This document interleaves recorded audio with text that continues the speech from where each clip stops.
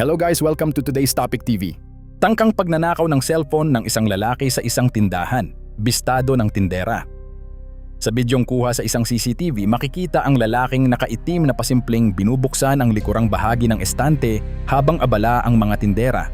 Subalit hindi ito makaporma dahil sa isa pang tindera na tila nakabantay sa kanya at natutunugan na ang binabalak ng lalaki. Nag-testing naka-stable. Lingi na ko kay Muan di siya. Oo. Upat ko di mong mata. Nagkatawa ko niya paglinis siya. Maya-maya ay may dumating na customer sa labas na agad itinuro ng lalaki sa tindera. Pag-alis ng tindera ay dito na sinamantala ng lalaki ang pagkakataon. Agad nitong kinuha ang cellphone sa estante. Subalit agad na bumalik ang tindera, kaya ang lalaki ay tila nagpakiramdaman sa bawat kilos nila ng tindera. Tuan, duha ka bay, usa ka laki, usa ka babay. Ay, awas realin ha, tanaw na Ma'am, CCTV. testingan na to, ma'am. Tanaw sa CCTV. Oh, siya lalaki ba tangan lo? Ano tanaw sa nagkakaot si CCTV realin Pachi. ha. Ako ni customer. Ay, matiluan di ay. Wami ka ba? Wala sis luan nagsunod. Dool man na siya na ako dito. Yung sa masip mo yung gigakus. Naapa niya. Giloklok niya, giloklok na. Tanaw ni Rialin, tanaw. Siya i-check ang CCTV. May radyo dahil, nidool ka na ako. Kaya mura siya nahadlok na nawa. Kung ano Ako man. tanaw na CCTV, tanaw ang babae diri nakakuan ako. Ang lalaki ay tila natakot nang makitang tinitingnan ng tindera ang CCTV sa monitor. Pati ang kasama nito na tila kasabwat niya ay sandaling natigilan, kaya ang lalaki agad na ibinalik ang kanyang kinuhang cellphone sa ibabaw ng estante. Dito na nakita at nakumpirma ng tindera ang kutob niya. Agad nitong sinabi sa kanyang kasamahan ang pangyayari at ang dalawa ay agad na lumabas ng mabigo ang tangkang pagnanakaw.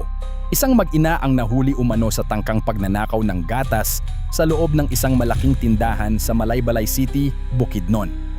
Batay sa ulat ng tindahan, naganap ang insidente habang namimili ang dalawang babae na pinaniniwala ang mag-ina. Ayon sa pahayag ng tindahan, hinihinalang nagsilbing lookout o tagamasid ang bata habang ang kanyang ina ay palihim na kumuha ng 2 pack ng Bear brand milk na may timbang na 840 grams bawat isa.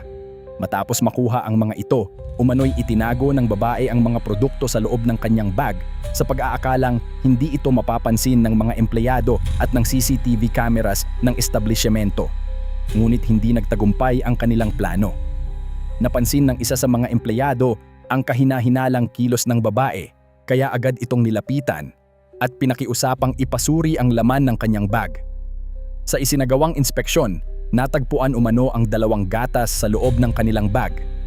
Dahil dito, napilitan ang babae na isauli ang mga produktong nakuha mula sa tindahan. At dito na kinumpronta ng tindera ang mag-ina.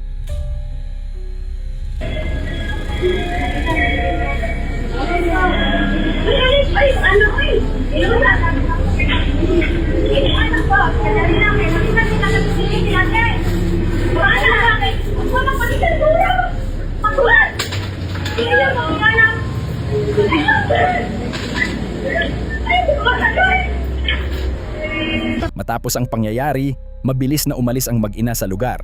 Ayon sa ulat, sumakay umano sila sa isang Toyota Vios na may plakang GBJ 5670. Nakuhanan din ng litrato ang naturang sasakyan ng isang concerned customer na naroroon sa lugar nang mangyari ang insidente. Dahil sa nangyari, nagbigay ng paalala ang pamunuan ng tindahan sa publiko at sa iba pang negosyante na maging mapagmatiyag laban sa mga kahalintulad na modus upang maiwasan ang pagnanakaw at iba pang uri ng panlalamang. Samantala, nagsilbi namang paalala ang insidenteng ito na kahit gaano pa kaliit ang isang produkto, ang pagkuha nito nang walang pahintulot o hindi binabayaran ay maaari pa ring magdulot ng pananagutan sa ilalim ng batas. Kaya naman mahalagang pairalin ang katapatan at respeto sa kapwa upang maiwasan ang ganitong mga pangyayari.